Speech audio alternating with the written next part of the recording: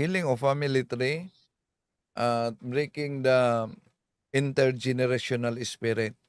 So, grabe talaga, grabe katuso yung kalaban natin, ang mga fallen angels, dahil mula pa noon, para may hadlang sa mga grasya, yun, mga maling aral, kasalanan at maling aral, yun ang opening nila. At yung occultism, albularyo, babaylan, grabe ang damage yan sa family tree. So, tama, healing of family tree, rosary kayo. Subukan ninyo na kung maari, kaya ninyo magsimba araw-araw, magkumpisal monthly, then bisita sa Blessed Sacrament, rosary together with the family. Kung subukan ninyo yan, makita niyo talaga ang resulta. At yung mga matitigas ang puso at isip kaugnay sa occultism, kung subukan ninyong magrosary, siguradong madala yan sa inyo. Mapapaniwala ninyo na yon talagang pinaniniwalaan nila ay occultismo.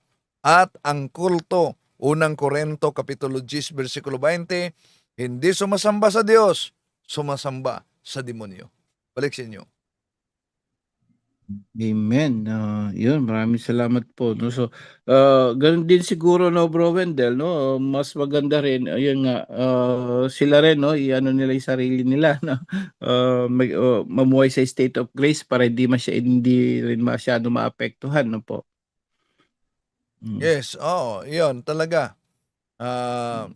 Mamuhay sa grasya ng Diyos. Yung tatlong kailangan, proper faith, proper disposition of morality, and a state of grace. Yun kailangan talaga. So, para meron tayong proper faith, di ba, utos ng ating Panginoon Jesucristo, love God with all your heart, with all your mind, with all your soul, and with all your strength. Yun ang unang utos niya. Paano natin, dahil sabi ni St. John of the Cross, at the evening of our lives, we shall be judged according to our love. So, paano natin iibigin ang Diyos? Love God with all your heart. Frequent to the sacrament. Dahil ang sakramento, ang banal na misa, confession at iba pang mga sakramento ay nag-form sa atin ng pag-ibig sa Diyos. Love God with all your strength. Paano? Fasting. Dahil sa fasting, sinabi natin sa sarili natin na ang ating katawan hindi ang ating master. At sa pamamagitan yan, magbigay yan ng strength sa ating kaluluwa. Love God with all your soul. Sa anong paraan? Ang ating kaluluwa ay siya ang may dala sa ating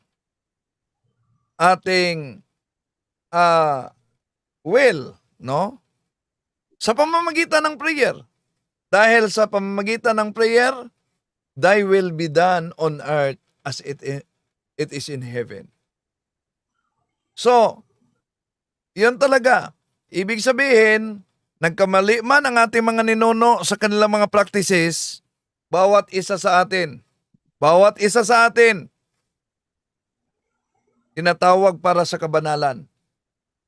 At kahit ano pa, kadumi ang kasalanan,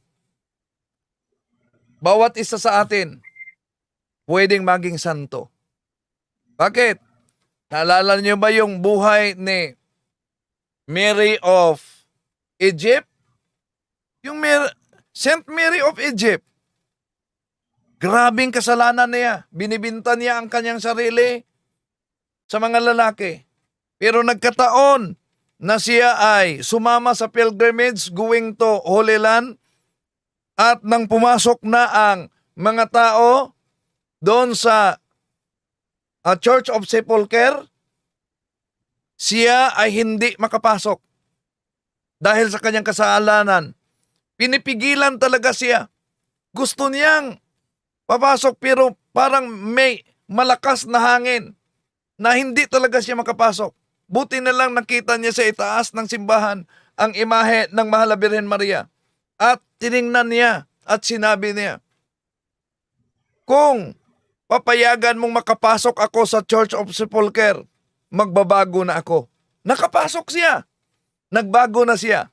Pagbago niya, naging santo siya. Imagine, yung makasalanan, Saint Mary of Egypt, makasalanan, dahil sa kanyang kabanalan, makalakad siya kahit sa tubig. So ibig sabihin, gaano man kadilim ang ating kasaysayan sa mga ninuno, bawat isa sa atin may pagkakataon na magiging banal. Balik sa inyo. Amen.